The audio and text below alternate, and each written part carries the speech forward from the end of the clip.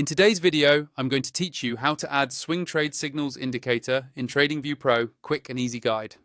Before we jump in, make sure you're logged into your TradingView Pro account and have a chart open. Any market or time frame is fine. We just need a chart on the screen so we can add the indicator to it. First, look toward the top of your chart for the indicators button.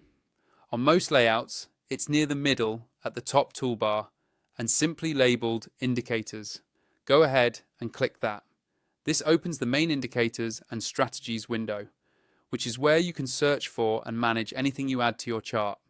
Once that window is open, you'll see a search bar at the top.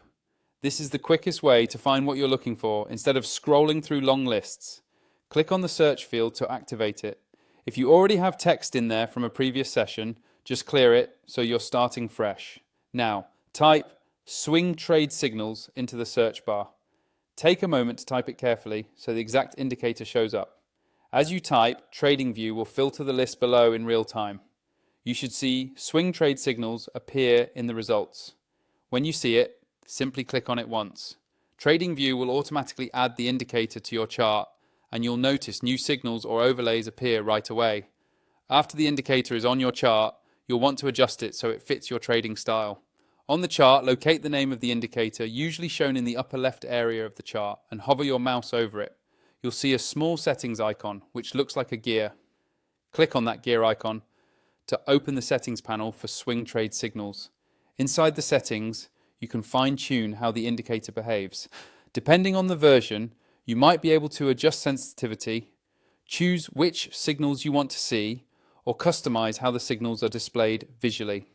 Take a moment to go through each tab, read the labels, and make changes that match your strategy. If you're not sure what something does, you can leave it at the default for now and come back to it later as you gain more experience with the tool.